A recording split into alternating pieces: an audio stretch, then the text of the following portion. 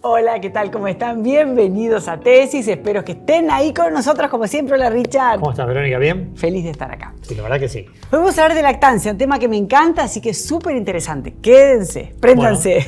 Bueno, vamos a hablar de hígado graso. ¿Sí? ¿Sí? Y de epilepsia. Muy ¿Sí? bien. La epilepsia, a ver cómo si los tratamientos de los diferentes tipos. Perfecto, me encanta. ¿Arrancamos? Arrancamos. Ya.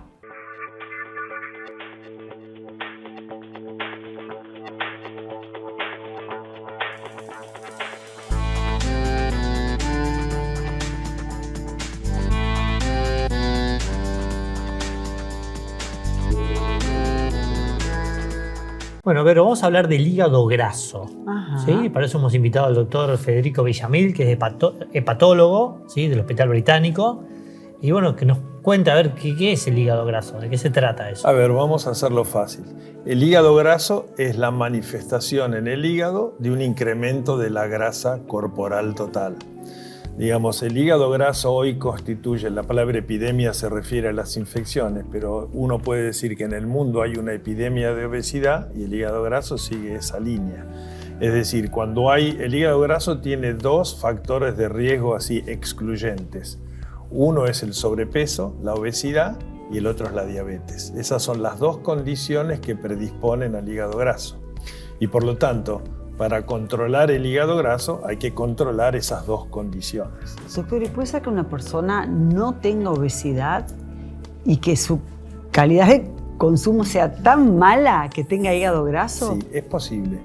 Digamos, el hígado graso en las personas flacas, para decirlo fácil, es más complejo, tiene más componentes genéticos, es como otra enfermedad. Es la minoría. O sea, tener un hígado graso no teniendo sobrepeso o diabetes o un claro factor de riesgo es algo que los hepatólogos tenemos que mirar con más detalle porque suele ser una enfermedad más agresiva. Es decir, que es la misma grasa que tiene el obeso, Claro. Puesta dentro del hígado. O sea, La grasa está en el tejido adiposo y también en el hígado. Tengan en cuenta que todo lo que nosotros comemos se divide en tres grandes grupos: los azúcares, las proteínas y las grasas. Todo eso va al hígado. El hígado procesa y distribuye. O sea, gran fábrica. Por lo tanto, es una exageración de un fenómeno normal. El hígado retiene la grasa y la distribuye. Cuando ustedes me pregunten del tratamiento, bueno, el tratamiento del hígado graso, no, pero para explicar esto, el tratamiento del hígado graso el único tratamiento efectivo es la dieta y el ejercicio. Cuando uno hace ejercicio, el músculo quema primero los azúcares, después quema la grasa y el hígado le manda la grasa. O sea, el hígado es el distribuidor. Pero claro, cuando hay grasa en todos lados, hay grasa también en el hígado. ¿Y cuál es la peor grasa para el hígado? No, no es la peor, sino vamos a tratar de ponerlo de otra forma. Es decir, ¿cuáles son los hígados grasos que les va mal? ¿Qué significa ir mal? Hoy en día es la segunda causa de trasplante en el mundo, de trasplante hepático en el mundo. ¿Por qué? Porque el hígado graso en general es una condición benigna. En general la grasa no daña mucho el hígado, pero hay un 1 a 2% de los pacientes en que a la grasa se agrega inflamación y se agrega daño hepático progresivo. Ahora, sin ser matemático, 1% del 30% de la población mundial es un montón. Es un montón. Digamos, La cantidad de gente 40 es muchísimo. millones de habitantes. ¿Cuántos tienen hígado graso? Más o menos 10 millones. Se calcula que el 20% de la población general tiene hígado graso, pero el 1% de 10 millones son 100.000. Entonces, 100.000 con enfermedad seria, y eso es el motivo de la consulta, porque ¿qué es lo que nosotros tenemos que tratar de hacer? Diferenciar aquel hígado graso que simplemente es aumento de la grasa en el hígado de aquel hígado graso que va a producir daño hepático progresivo que lleve a una cirrosis, a un cáncer o a la necesidad de un trasplante. Entonces, en porcentual es muy bajito, pero numéricamente es muy grande porque la base es muy grande. Porque es así, se calcula que el 20 al 25% de la población mundial tiene hígado graso. Y si uno toma a la gente con sobrepeso, es más, es el 40%. ¿Y se puede revertir? Bueno, ahí viene lo interesante. El tratamiento más efectivo es la dieta y el ejercicio, pero ¿cómo lo mira la gente a esto? Y mira y agarra alguna de estas dietas intensas y entonces bajan 20 kilos en 2 meses y después lo vuelven a aumentar en los próximos 6. Y eso no solo no cura el hígado graso, sino que lo empeora. Lo que tiene que hacer una persona con hígado graso, que es lo mismo que tienen que hacer las personas con sobrepeso es cambiar los hábitos. Es decir, tienen que juntarse con una nutricionista que le diga, de esto come lo que quieras, de esto nada, de esto una vez por semana, y tratar de incorporar un tipo de dieta que le haga perder 1 o 2 kilos por mes, pero sostenidamente durante 1 o 2 años. Y lo mismo con el ejercicio. No hace falta correr la doble bragado o una maratón. Significa que el que es oficinista camine, digamos, es y elige ir por la escalera y no por ascensor, entonces, digamos, incrementar. Claro, se sabe que este tratamiento es súper efectivo. ¿Cuánta gente lo cumple? 10%. Por lo tanto, todas las empresas farmacéuticas del mundo están buscando algún fármaco para esto, porque imagínate, es el jackpot, 20%, 30% de la población, entonces hay un montón de medicamentos en fase 3 tratando de buscar... Como para diluir, ¿no? Sí, medicamentos, sobre todo los medicamentos para estas formas graves de hígado graso, que son las que preocupan, las formas progresivas. Sí, el humano está más facilísimo. Digamos, si me puedo tomar una pastilla y evitar todo lo otro, va para eso. Dieta y ejercicio funcionan. El tema es cumplirlo. ¿O cómo cumplirlo en el tiempo? Y digo, ¿qué le pasa a la célula del hígado? Digamos? Claro, el hígado, la célula del hígado, que se llama hepatocito, se empieza a llenar de gotitas de grasa. Se llena de grasa. La grasa no le produce tanto problema al hígado mientras es grasa sola. Pero en algunos individuos la grasa despierta una respuesta inflamatoria. La obesidad en general es un grado de inflamación bajo pero continuo. Aquellos pacientes que además de la grasa hacen inflamación, como hablábamos de las hepatitis, itis es inflamación, esos progresan. Entonces la grasa sola no produce pero ese es el factor de riesgo. Otra cosa que no dije es que estamos hablando de hígado graso no alcohólico. Eso cuando usted dijo cirrosis, claro. Esa era mi pregunta. No, pero... Como usted 2 veces dijo cirrosis, yo la ignorancia, claro, tengo linkeado cirrosis, persona que toma alcohol. Pero todas esas cosas nosotros tenemos que desmistificarlas, porque hay unas 20, 30 causas de cirrosis. Okay. Uno puede llegar a una cirrosis por una hepatitis C, puede llegar por alcohol, por hígado graso ¿Qué es no la cirrosis alcohólico. En realidad? A ver, cuando uno ve un hígado ¿vos cocinás? Sí. En la carnicería, sí. Uno lo agarra al hígado, se rompe todo. Sí. Es un tejido friable. Sí. ¿Por qué? Porque el hígado está programado de alguna forma para no ejercer ninguna resistencia al paso de la sangre. Porque el hígado recibe toda la sangre del intestino, el hígado saca las impurezas, manda las sustancias que son esenciales para la vida y por eso no tiene que ofrecer ninguna resistencia. Cuando empieza a haber daño progresivo, se empiezan a depositar en el hígado lo que se llama fibrosis, pero serían cicatrices. Si vos estás en tu casa, te pinchás el dedo, sale una gota de sangre, al día siguiente no hay cicatriz. Pero si te pegás un flor de tajo con un cuchillo y te dan 7 puntos, te queda una cicatriz. Eso es fibrosis. Cuando al hígado graso se le agrega inflamación, se empiezan a depositar cicatrices. Se llama fibrosis. Cuando hay muchas cicatrices, eso se llama cirrosis. Con lo cual el hígado, en vez de ser un órgano liso, friable, blando, se convierte en una piedra. Y eso es la cirrosis. A la cirrosis se llega habitualmente en 10 a 20 años de evolución, que es lo que hace las hepatitis virales o el hígado graso. No es que uno hace cirrosis siempre hay tiempo, meses. Digamos, pero es digamos que es el final común de todas las enfermedades del hígado que tienen la capacidad de dañar.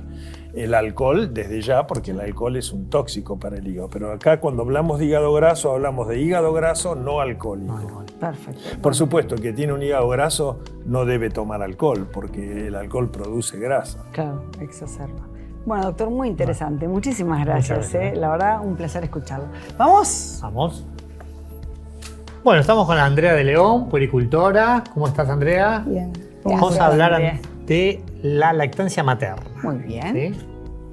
Bueno. ¿Cómo venimos con el tema de la lactancia materna? Venimos y de todo. Nuestros índices no son los mejores. Estamos siempre trabajando. Hay muchos avances en los equipos de salud, en las familias también, que demandan información desde el embarazo. Eso es interesante, es terreno ganado. Pero bueno, después hay dificultades y algo con lo que también nos encontramos que es que no es un hecho simplemente biológico la lactancia. Entonces hay muchos factores a veces, por los cuales se complica. Y la idea es estar ahí apoyando el deseo de la persona que quiere dar la teta. ¿Cuál es la mayor dificultad que se encuentra a la hora de mamar? Hay algunas dificultades que tienen que ver con el nacimiento, otras que se dan en nacimientos por ahí más intervenidos, ¿no? Que es como una práctica más común. Más habitual ahora también. Sí, más común de lo que uno quisiera. En realidad, naturalmente, las mujeres y fisiológicamente podemos pasar por el proceso de un parto, pero bueno, muchas veces el apuro, el tiempo, el miedo, hay como otras cuestiones que hacen que no sea todo tan natural. Y eso ya quizás dificulta un poco el primer contacto temprano, la primer prendida que se recomienda y puede ser directamente en el quirófano, y esos son muy buenos indicios para una buena lactancia. Algunos surgen ahí, otros tienen que ver más con cuestiones personales. No ayuda tampoco la vuelta pronta al trabajo. En ese sentido, hay cosas que podemos hacer entre todos porque tienen más que ver con el marco legal. Entonces, a veces son factores como muy distintos, pero parece que todos apuntan a que sea como un privilegio elegir y dar la teta y sostener una lactancia el tiempo que la diada lo desee, lo necesita y lo elige. Lo que pasa es que hay algo social. Te estaba escuchando hablar y uno se remite a la historia y desde las nodrizas adelante, o sea, imagínate lo que hay, las diferentes etapas que ha pasado la lactancia. Sí. La lactancia hacia otro que no sea tu propio crío.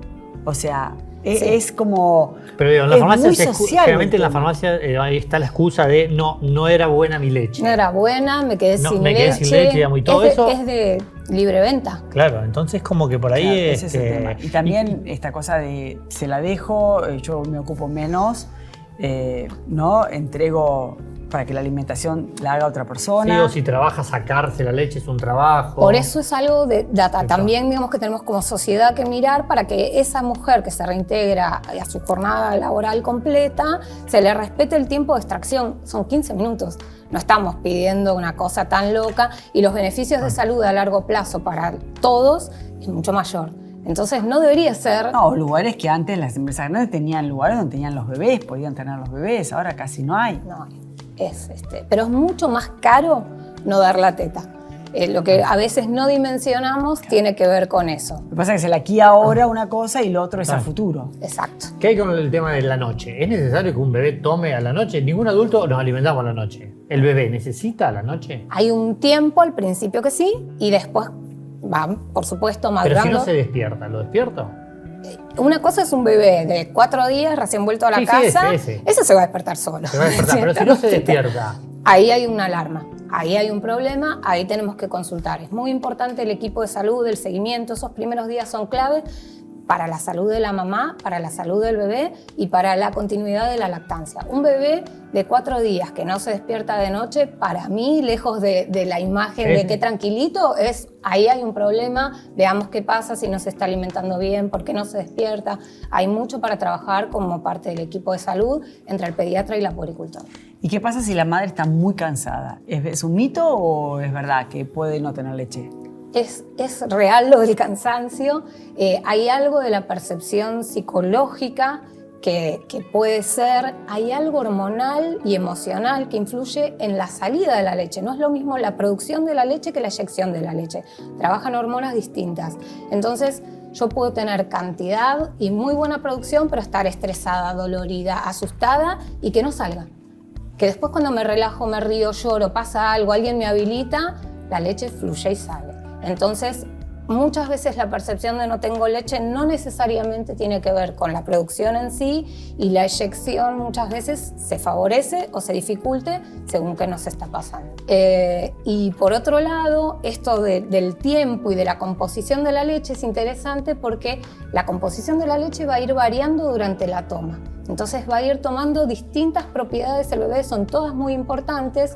Antes lo que se pensaba es que la leche del final era más grasosa, entonces era importante sostener una toma activa, porque además no es lo mismo que poner al bebé y dejarlo a que haga cualquier cosa. Por eso también es importante hablar de lactancia, porque un bebé con la teta dentro de la boca no necesariamente está comiendo.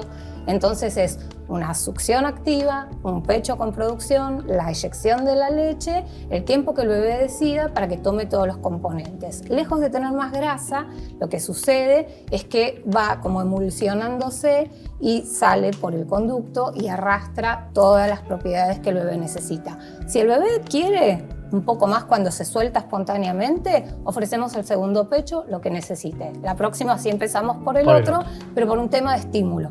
Ah, perfecto. Perfecto, bueno, es un tema en sí. La verdad que es un tema para un programa entero. Sí, la verdad. Bueno, muchas gracias. Por favor. Vamos al living. Dale. Muy bien, estamos con la doctora Andrea Michuli, ella es neuróloga. Hola Andrea. Hola, buenas tardes. Andrea. Vamos a hablar sobre epilepsia. ¿Qué es la epilepsia? Porque a veces uno escucha esa palabra y dices, ¿de qué habla? Bueno, en realidad la epilepsia es un trastorno del cerebro, del sistema nervioso central, pero más fácil hablar del cerebro como órgano, donde se produce una alteración eléctrica y hay una respuesta en el organismo que puede ser de diferentes tipos según el tipo de epilepsia, ¿no? Porque son muchas las epilepsias. Entonces, depende del lugar que esté afectado del cerebro, la respuesta va a ser motora, sensitiva, va a ser una ruptura de contacto con el medio, va a ser movimientos con el cuerpo, bueno, distintas formas de manifestarse tiene. Pero básicamente tenemos que entender que es una enfermedad del cerebro, ¿sí? Y, digamos, ¿cómo se diagnostica? Es decir, ¿cómo se entera un paciente que tiene epilepsia ante, digamos, la aparición de esto que estás manifestando? ¿O en alguna consulta se hace algo de rutina para estudiar? Bueno, como todas las patologías, lo primero que tenemos es la manifestación clínica, ¿verdad? Entonces, a partir de una determinada manifestación clínica del sujeto, a partir de ahí tenemos una serie de estudios complementarios que nos llevan a un diagnóstico más específico. En ese sentido, nosotros utilizamos distintas herramientas. Una son las imágenes del cerebro y una muy importante son los estudios electrofisiológicos, que son los que nos muestran las distintas actividades que tiene el cerebro a nivel eléctrico, ¿sí? Y entonces podemos hacer electroencefalograma común, podemos hacer con algún tipo de estimulación, podemos hacer un prolongado, podemos hacer un estudio de sueño más específico que a veces nos ayuda un poquito más a ver el trastorno en sí mismo. Y después tenemos otros estudios, depende del síndrome epiléptico que se trate, ¿sí? O sea que uno nace epiléptico. No, solamente el 30% de las epilepsias son genéticas. Okay. Después tenemos otro gran porcentaje que son secundarios a otros trastornos. ¿Y que esas genéticas se gatillan con algo? ¿Pueden estar latentes toda la vida? ¿O los episodios pueden nunca una persona epiléptica tener un episodio? No, en general nosotros necesitamos la clínica para hacer el diagnóstico, ¿sí? O sea, tiene que manifestarse. Una vez que se manifestó, nosotros buscamos con estos estudios que yo les contaba recién de qué tipo de trastorno se trata y en función de eso vamos viendo el tipo de si es secundaria a algo o si es primaria, genéticamente primaria, ¿verdad? ¿Y tratamientos, digamos, tienen las epilepsias? ¿Va a depender también de los tipos? Por supuesto. Tratamientos tenemos muchísimos y la verdad que exitosos, ¿no? En general, entre el 60 y el 70% de los pacientes responden muy bien a los tratamientos. Perdón, ¿qué significa responder? ¿Que no tienen más episodios? Bueno, nosotros consideramos buen tratamiento aquellos que tienen, aunque sea una crisis cada tanto, podrían tener. Igual las epilepsias son recidivantes y remitentes, con lo cual puede ser que un paciente se manifieste una epilepsia durante un determinado tiempo, después remite el trastorno, puede pasar muchos años el paciente sin medicación y después recidivar, o no recidivar nunca. Y depende de los tratamientos que necesite cada sujeto y cómo responda a estos tratamientos, vamos a tener un pequeño porcentaje, que es el 30% aproximadamente, que llamamos epilepsia resistente a fármacos, ¿no? Que esos son un problema importante para nosotros. Y puede haber en el cambio hormonal de las personas o una mujer que tiene familia y después le puede modificar su epilepsia o no? Bueno, las mujeres, viste que somos muy complejas para todo, en general, en el buen sentido lo digo, porque como tenemos la posibilidad de ser madres, tenemos todo un movimiento hormonal que a veces se manifiesta, hace que las patologías se manifiesten de otro modo. Y por eso tenemos un pequeño porcentaje de pacientes también femeninas que en el premenstruo pueden tener crisis, ¿no? Y como esto, bueno, también podrían aparecer durante el embarazo y a veces mágicamente dejan de aparecer en el embarazo. Entonces, lo que siempre nosotros recomendamos es un buen acompañamiento médico y siempre tener programar con el médico neurólogo cuando estamos programando tener un bebé. Vos hablaste de la epilepsia refractaria a medicamentos, ¿sí? Eso ahora hemos escuchado mucho de que, bueno, ahora tenemos medicación en base a cannabis, a CBD, Digamos, ¿qué resultados están viendo con ese tipo de medicación? Sí, en principio me gustaría decirte que nosotros siempre consideramos primero los tratamientos convencionales, ¿no? Porque utilizamos los tratamientos con cannabis, nosotros decimos add-on sobre los tratamientos convencionales. Quiere decir que los agregamos a los tratamientos específicos y que tenemos siempre, los que utilizamos convencionalmente. Y para esto utilizamos fármacos los conocidos por todos. Más tradicionales. Y también utilizamos un tipo de dieta, que es la dieta cetogénica, y también utilizamos la cirugía de la epilepsia. Sin embargo, con los últimos años de investigación con el cannabis, hemos visto muy buenos resultados en encefalopatías específicas. Tenemos demostrado el uso por ahora con muy buena respuesta. Nosotros usamos cannabidiol. Tenemos trabajos científicos que soportan esto en pacientes con encefalopatías específicas como son el síndrome de Dravet, el Lennox-Gastaut y algunas epilepsias focales, crisis focales relacionadas a la esclerosis tuberosa. Esto es lo que nosotros tenemos por ley permitido utilizar y demostrado científicamente desde el año 2015 hasta ahora. Pero la verdad es que sabemos por casos comunicados que en otros tipos de epilepsias resistentes también funcionan. Y por eso hay estudios en marcha, ¿no? Que están ahora haciéndose para las epilepsias focales. Muchas gracias, Doc. Un gusto tenerte. Igualmente. Vamos, dale. Ya volvemos.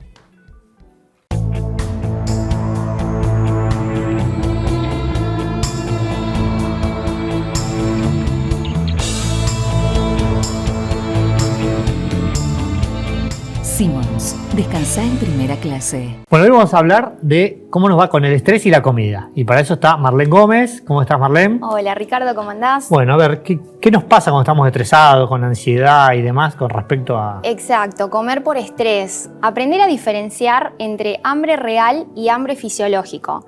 ¿Qué quiere decir esto? Nosotros permanecemos todo el tiempo con estrés. No hace falta pasar por una situación traumática, sino que salimos de nuestras casas, vamos al trabajo, llegamos tarde, ya nos estamos estresando. Todo el tiempo estamos con esa sensación de nervios o también con aburrimiento, con ansiedad. En ese caso, para poder identificar cuándo comemos por aburrimiento, por estrés o por ansiedad y cuándo comemos realmente cuando tenemos hambre. El hambre emocional se diferencia porque es inmediato. Nosotros sentimos hambre y decimos, bueno, quiero comer ya, no puede esperar.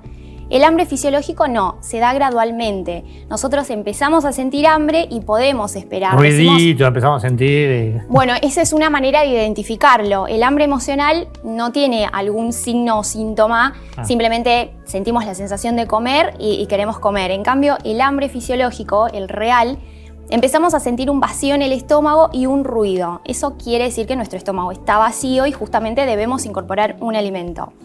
Otra diferencia es que el hambre emocional se da generalmente por, más que nada, con antojos de dulces y grasas. Esa combinación. Entonces son alimentos que no son saludables. Nosotros siempre optamos por alimentos que nos den placer. Y que dan saciedad rápida, por eso es que busca eso. No, en realidad porque pasa, para que se entienda mejor, nosotros tenemos una hormona llamada dopamina, que lo que hace es activar ciertos sectores del cerebro que dan placer y felicidad. Entonces, pasamos por un momento que estamos aburridos, ansiosos o estresados y queremos felicidad inmediata, placer. Entonces, vamos por ese tipo de alimentos que justamente lo que hacen es activar rápidamente ese tipo de hormona. Claro, si con esa manera bajo lo que es la ansiedad o el aburrimiento que sea y me da placer. Y da placer, más que nada por eso, exactamente. Pero lo que generalmente ocurre con estos alimentos dulces es que se absorben rápidamente y generan un pico glucémico, es decir, aumenta la glucosa rápido en sangre. Entonces, por eso debemos tratar de identificar y optar por alimentos un poquito más saludables. Es decir, se puede, digamos, comer. Debería ser como más consciente. Entonces, poder nosotros decir, bueno, frenar y decir, no, pará, ¿estoy teniendo realmente hambre o es un antojo o es alguna emoción que estoy tratando de cubrir con una comida? Y de esa manera, en lo posible, optar por un alimento que realmente nos nutra, que es otra diferencia. El hambre real necesita alimentos para nutrir. No tenemos una selección y decir, bueno, no, quiero hamburguesas. En realidad necesitamos un alimento para satisfacer ese hambre que tenemos en ese momento. Puede ser algún sándwich, algún lácteo, alguna fruta. De esa manera estamos nutriendo, además de dejar de sentir esa especie de hambre o ese ruido en el estómago. Perfecto. Sí, muchas veces vamos a la heladera por aburrimiento y bueno, si vamos, tratar de buscar algo nutritivo. Exacto, alguna fruta, combinar mantequilla de maní con alguna fruta. De esa manera estamos como haciendo una opción más rica y no optar por los alimentos calóricos que no nos aportan nada. Bueno, muchísimas gracias, Marlene. A vos. No hay nada más lindo que ver a tus hijos felices. Por eso yo elijo fideos Marolio, que le dan sabor y frescura a las alegrías de todos los días. Spaghetti, rigati, moños, tirabuzón. Mamá, te amo. Marolio, una de las marcas más elegidas por los argentinos. Espectacular el programa de hoy, la verdad que me encantó lo de lactancia, me encantó. Es para hacer un programa entero de todo un día. Sí, es una cuestión de entender cómo funciona y la verdad que es mucho más sano y más barato. Sí. Y bueno, el hígado graso a tener en cuenta porque bueno, es importante, evitamos trasplantes. Exactamente, es muy, muy complejo. El tema de la epilepsia también hay que tener cuidado y hacerse todos los estudios y estar bien al día. Bien diagnosticados. Exactamente. Bueno, nos reencontramos en el próximo test. Bueno, un placer. Lo mismo.